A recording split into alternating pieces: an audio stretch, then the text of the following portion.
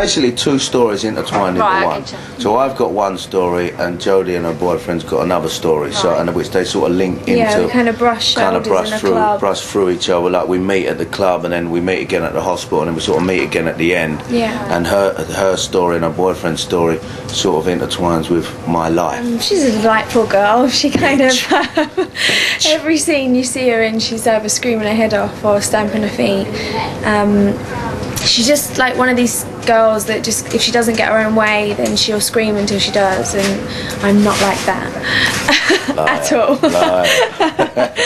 But yeah, no, she's quite fun to play. She's a bit of a bitch, and she does get her own way a lot of the time, and then it kind of goes full circle for her, because she kind of has the attitude like her boyfriend he'll take whatever, you know, she throws at him, and then at the end he kind of doesn't, and she's kind of taken back by surprise, and it's just not in her character to kind of, for a guy to kind of finish with her. She's just not used to that kind of treatment. So there's you'll see a lot of me screaming my head off in this episode. To make sure no one. Listen, he doesn't deserve you anyway. And you big thick idiot, this is all your fault.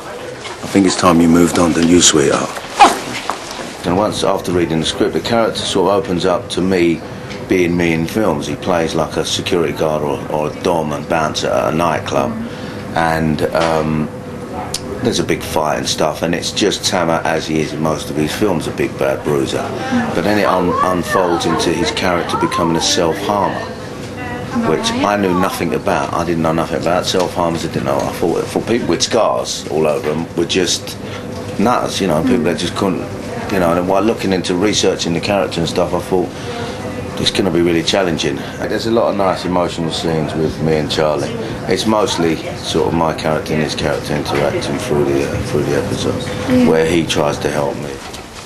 Right, let's get this shirt right off, can we? Before, you don't need the shirt, just put a couple of stitches in it and I'm out of it. Well, I'll only be able to treat you properly if we get the shirt right off. All right?